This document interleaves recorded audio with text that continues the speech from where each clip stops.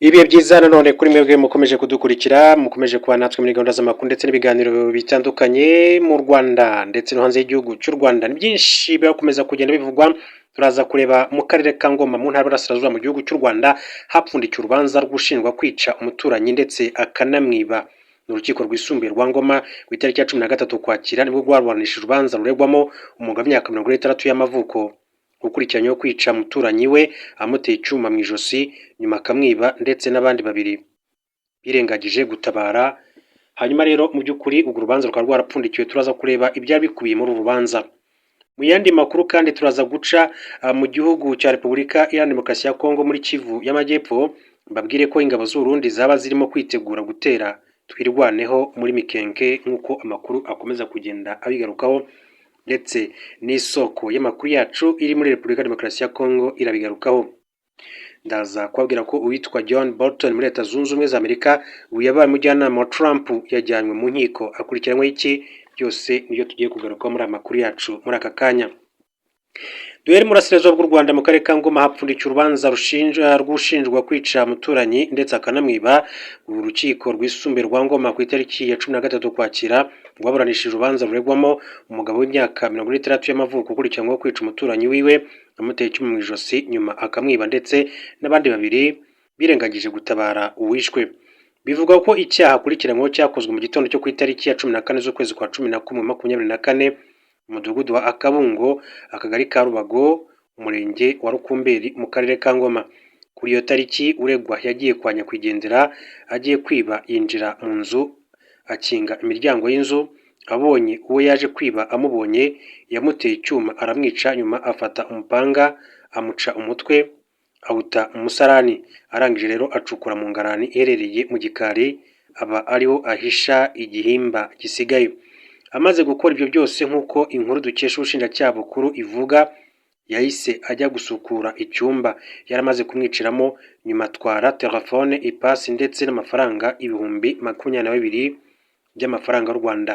Muri uru rubanza kandi haregwamo abandi bagabo babiri bakurikiranyweho icyaha cyo kwirengagiza gutabara umuntu uri mu kaga. Umwe muri bo ni uwari ugiye kwishyuza uwishwe, yakumva ari mu nzu atabaza akigendera, ndetse n'uwo yabwiye ko asize nyakwigendera ari gutakira mu nzu hose, bose bakabyirengagiza nabo bakaba barakatiwe. Nyuma yo kumva ikirego cy'ubushinjacyaha n'ibisobanuro abaregwa batanze, urukiko rwapfundikiye iburanisha rutangaza ko urubanza ruzasomwa ku itariki ya 12 z'ukwezi kwa 11 2025. Ibyaha uwishe akurikiranyweho biteganywa n'ingingo 107, 130, 168 z'itegeko nimero 68 agakora 2018 ryo ku itariki ya 30 z'ukwezi kwa 8 2018 riteganya ibyaha n'ibihano muri rusange. Naho abirengagije gutabara icyaha bakurikiranyweho giteganywa n'ingingo ya 144 y'iryo tegeko mu mategeko ahana ibyaha mu gihugu cy'u Rwanda.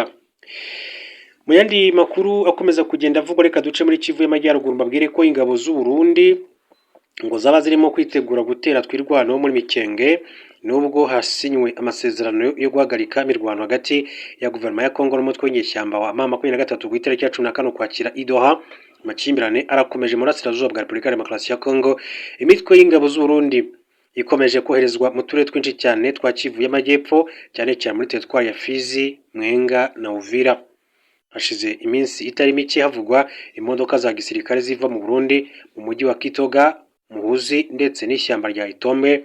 Imisaba ikomeye nayo rero yagaragaye muri Minembwe, Mikarati, Kipupu no kuri Point Zero muri teritwari ya Fizi. Izi ngendo zije mu gihe inyeshyamba za M23 zigenzura Bukavu kuva umwaka watangira, nazo ariko zigenda ziyongera mu yindi mijyi yo muri Kivu y'Amajyepfo. Nk'uko rero amakuru aturuka mu duce twa Remera na Muhuzi abisoko amakuru yacu bitangaza, ngo ingabo z'u Burundi zirashaka kwitegura igitero icyo ari cyo cyose cy'inyeshyamba za M23 ndetse no kwerekeza kwazo gushoboka rero muri Uvira, umujyi w'ingenzi wo ku mupaka w'u Burundi.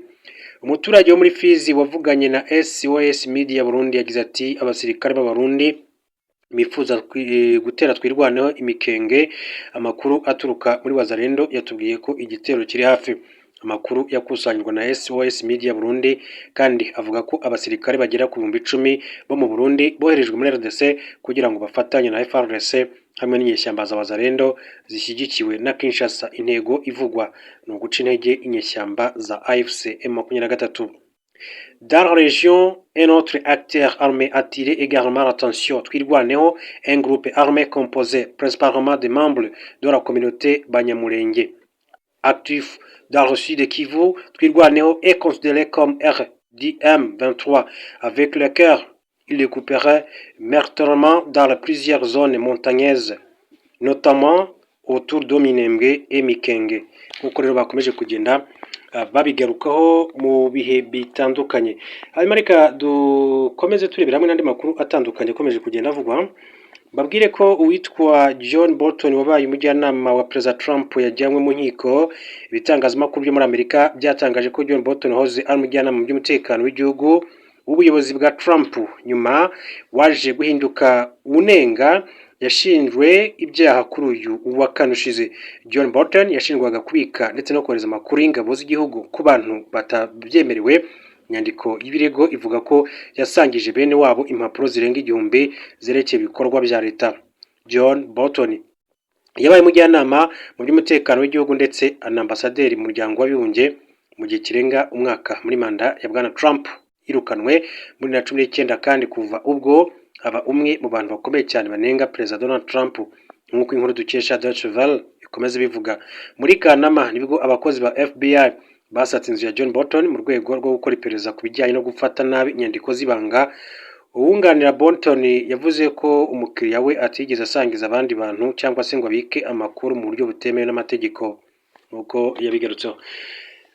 Ni byinshi rero biba bikomeza kugenda bigarukwaho. Ibiganiro kuguhana imfungwa hagati ya RDC na AFC 23 bikomeje kuba imberenge nyuma yo gusinyana amasezerano yo gushyiraho urwego rugomba gukurikirana ibahirizwa ry'agahenge hagati ya leta ya RDC na AFC M23. Impande zombi zikomeje ibiganiro bikomeje kubera i Doha muri Qatar.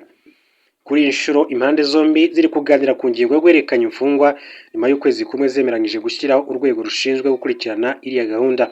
Ni gahunda kugeza ubu iri mu ngingo zigoye cyane zigomba kuganirwaho muri biriya biganiro, kuko nubwo Kinshasa imaze amezi menshi cyane yemeye ko igomba kurekura abantu bo ku ruhande rwa M23 ifite kugeza ubu ntirabikorwa. Komite mpuzamahanga Croix Rouge yahawe inshingano zo kuba umuhuza udafite uruhande abogamiyeho mu kumenya, kugenzura no kurekura mu mutekano imfungwa zifitwe na buri ruhande. Yatangaje ko igitegereje ko leta n'inyeshyamba bagera kuri ubu bwumvikana. Iyi komite mpuzamahanga Croix Rouge igaragaza ko biriya biganiro nka marathon aho kuba rero sprint, ati bisobanuye ko urugendo ruganisha ku isozwa ryabyo ndetse no kuba byagera ku musozo cyangwa se ku musaruro rugomba kuba rurerure. Radio mpuzamahanga y'Abafaransa RFI ivuga ko ifite amakuru y'uko ibiganiro kuri iriya ngingo bigomba gutwara iminsi ibarirwa muri 20 gusa, ngo ku ruhando rwa diplomasi hari icyizere cy'uko impande zombi zishobora kuzagera ku bwumvikane. N'ibiganiro kuri ubu bikomeje gukurikiranirwa hafi na Leta Zunze Ubumwe za Amerika, Qatar ndetse n'umuryango wa Afurika yunze ubumwe bifuza ko Kinshasa na AFC 23 byashyira umukono ku masezerano y'amahoro. Nyuma yayo leta ya kiriya gihugu yasinyanye n'u Rwanda ku itariki 27 Kamena uyu mwaka.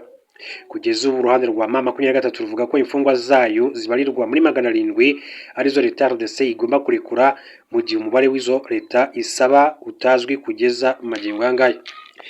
Nibikomeza rero kugenda bivugwa mu burasirazuba bwa Repubulika Iharanira Demokarasi ya Kongo n'ubundi mirwano irakomeje hagati ya M23 ndetse n'ingabo zigize ihuriro rya leta FARDC, Wazalendo, ingabo z'u Burundi, FDLR ndetse n'indi mitwe itandukanye ikomeje kurwana ku ruhande rw'ingabo za leta.